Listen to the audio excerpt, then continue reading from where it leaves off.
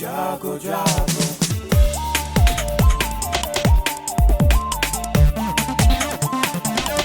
Radio जागो जागो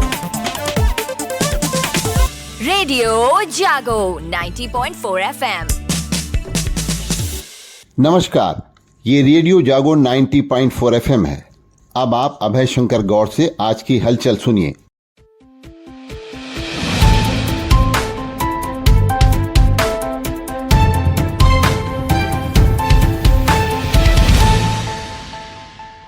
भारत में अंग्रेजों के जमाने की दंड आधारित आपराधिक न्याय प्रणाली को हटाकर उसके स्थान पर न्याय केंद्रित भारतीय मूल्यों पर आधारित न्यायिक प्रणाली स्थापित करने वाले 3 विधेयकों को लोकसभा ने बुधवार को ध्वनिमत से पारित कर दिया। इस प्रकार से देश ने आपराधिक न्याय प्रणाली में परिवर्तन की दिशा में कदम बढ़ा दिया है। नए कानून में पुलिस जांच से लेकर अदालतों में सुनवाई तक की समय सीमा तय की गई है, यानी तारीख पर तारीख लगाकर सालों तक मामले को उलझाए रखने की न्याय व्यवस्था की धारणा को बदलने के प्रयास किए गए हैं। तीनों विधेयकों को आज राज्यसभा में चर्चा के लिए पेश किया जाएगा।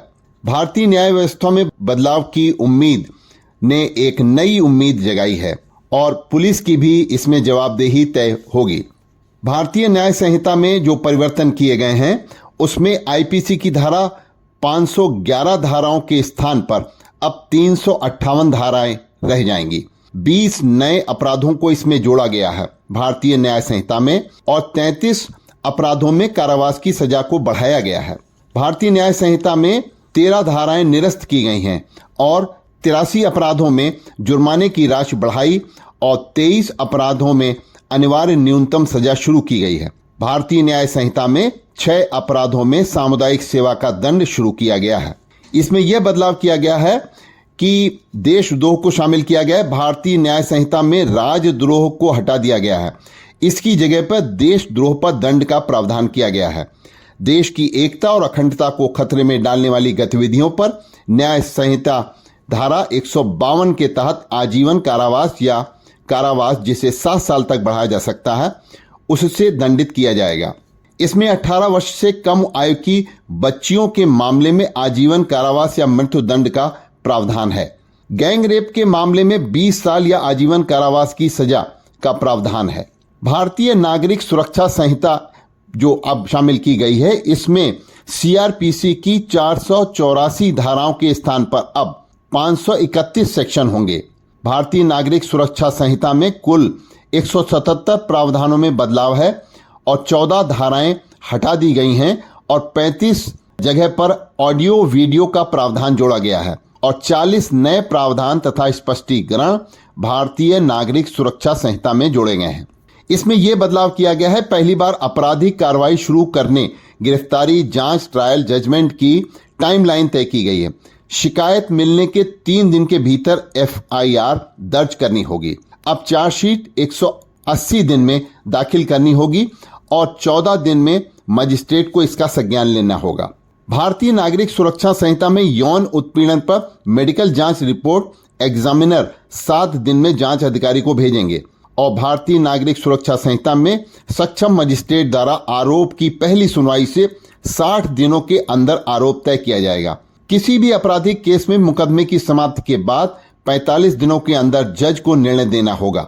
भारतीय नागरिक सुरक्षा संहिता में सत्र न्यायालय द्वारा बरी करने या दोष सिद्ध का निर्णय बहस पूरी होने से 30 दिनों के भीतर होगा, जिसे कारण बताने में 45 दिनों तक बढ़ा सकते हैं। देश छोड़कर भागे अपराधियों पर आरोप तय होने के 90 दिन के भीतर उनकी अनुपस्थिति में भी मुकदमा चलेगा। भारतीय साक्ष्य अधिनियम में मूल धाराएं 167 धाराओं के स्थान पर अब 170 धाराएं होंगी और भारतीय साक्ष्य अधिनियम में कुल 24 धाराओं में बदलाव किया गया है। 6 धाराएं जो हैं हटाई गई हैं और ये बदलाव किया गया है साक्ष्य अधिनियम में कि अब दस्तावेजों में electronic digital record, email, smartphone, laptop के मैसेज लोकेशन भी अब साक्ष्य में ग्राह्य होंगे। पहली बार इलेक्ट्रॉनिक या डिजिटल रिकॉर्ड की कानूनी स्वीकार्यता व वैधता सुनिश्चित की गई है और भारतीय साक्ष्य अधिनियम में इलेक्ट्रॉनिक रूप से प्राप्त बयान साक्ष्य की परिभाषा में शामिल किए गए हैं। इसमें सशस्त्र विरोधी अलगाववादी गतिविधियों को नए प्रावधानों में जोड़ा गया है। मॉब लंचिंग का नया प्रावधान है तथा जाति समुदाय के आधार पर की गई हत्या से संबंधित अपराध का भी नया प्रावधान जोड़ा गया है। अब गूगल मैप्स ऐसा रास्ता सुझाएगा जिसमें आपको ईंधन कम लगे। लेंस सफर से पहले ही पूरे रास्ते का स्ट्रीट व्यू भी दिखला देगा। गूगल मैप्स भारतीय यूजर्स के लिए नए साल से ऐप में कई नए बदलाव कर रहा है।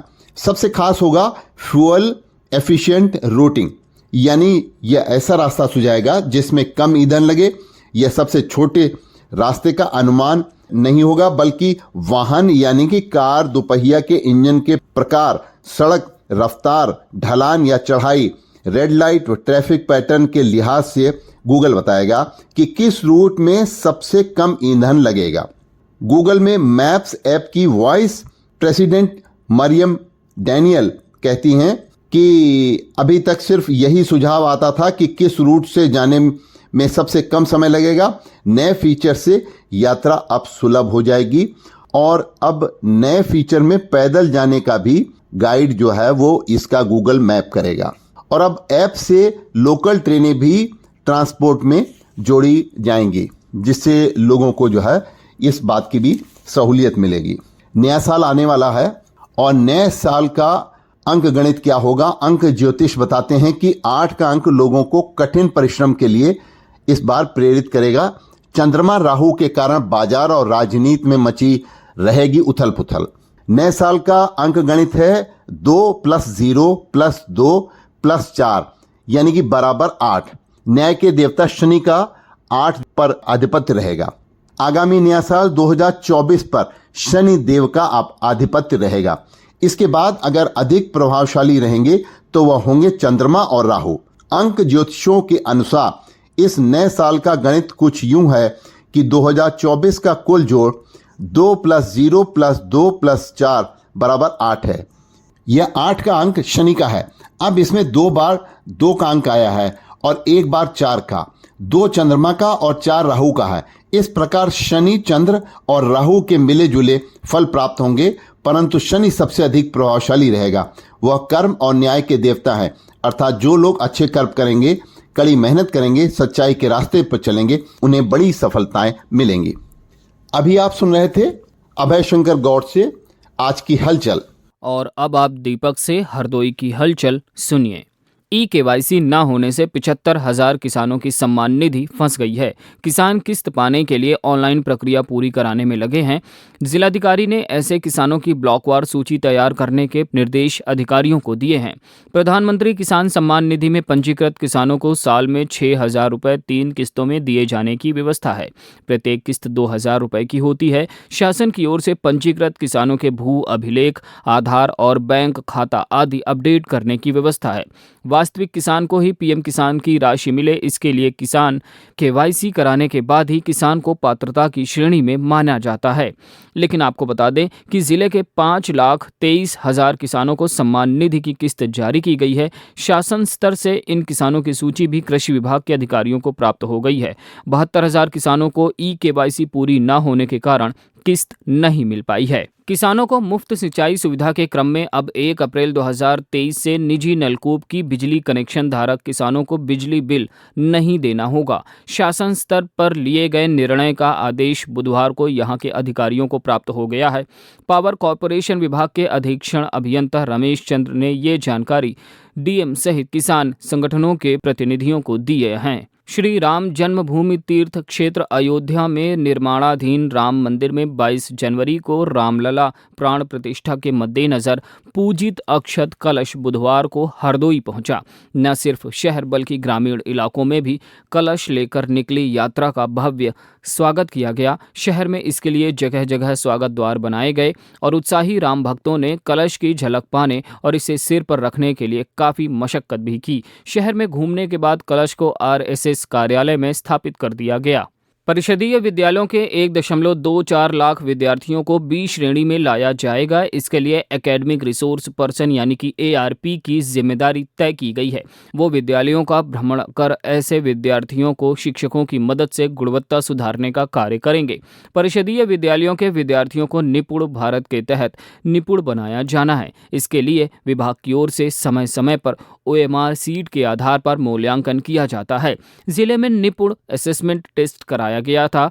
इसके परिणाम प्रदेश स्तर पर घोषित किए गए थे। इसमें जिले के 4,53,129 पंजीकृत विद्यार्थियों में से 3,26,734 शामिल हुए थे, जबकि 1,24,829 विद्यार्थी बी श्रेणी से नीचे पाए गए। मेडिकल कॉलेज के विद्यार्थियों और चिकित्सकों को यातायात के नियमों का पालन कराने की सलाह दी गई। सभी से वाहन चलाते समय मोबाइल का प्रयोग न करने के लिए कहा गया। उप संभागीय परिवहन विभाग की ओर से सड़क सुरक्षा पखवाड़ा चलाया गया। बुधवार को मेडिकल कॉलेज में AITO प्रवर्तन दयाशंकर सिंह ने विद्यार्थियों व चिकित्सकों से कहा कि वाहन चलाते समय मोबाइल का प्रयोग न करें। 2 पहिया वाहन चलाते समय हेलमेट जरूर लगाएं और 4 पहिया वाहन चलाते समय सीट बेल्ट का प्रयोग जरूर करें। इसके अलावा रेड क्रॉस सोसाइटी परिसर में कमर्शियल वाहन चालकों का नेत्र व स्वास्थ्य परीक्षण भी किया गया। गांव की गलियों में लकड़ी का बैट पकड़कर क्रिकेट का ककहरा सीखने वाले विश्वनाथ प्रताप सिंह IPL में इस सीजन में नजर आएंगे। जी हां, IPL में किंग्स 11 पंजाब की ओर से खेलते नजर आएंगे। किंग्स 11 पंजाब ने ऑनलाइन नीलामी प्रक्रिया में जिले के ऑलराउंडर खिलाड़ी को 20 लाख के बेस प्राइस पर अपनी टीम के लिए खरीदा है।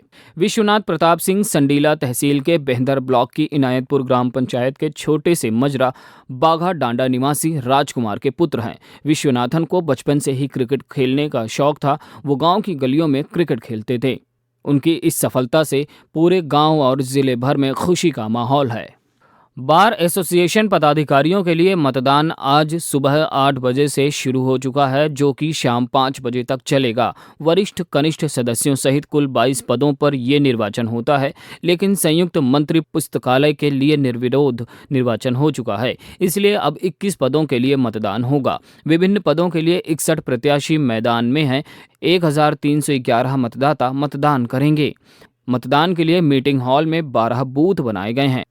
सांडी नगर पालिका बोर्ड की बैठक में नागरिकों खासकर किसानों के हित में सर्वसम्मति से कई प्रस्ताव पारित हुए हैं। 15वें वित्त से प्राप्त धनराशि से टाइड अनटाइड कार्य कराए जाने वाले पालिका क्षेत्र में ई-रिक्शा के रजिस्ट्रेशन और सदर बाजार में अतिक्रमण हटाने को सहमति दी गई है। 15वें वित्त से प्राप्त धनराशि से खराब हैंडपंप और नाला निर्माण 10 ई-रिक्शा खरीद को मंजूरी दी गई है। तो ये थी आज की हलचल। आप सुनते रहिए रेडियो जागो 90.4 FM। धन्यवाद।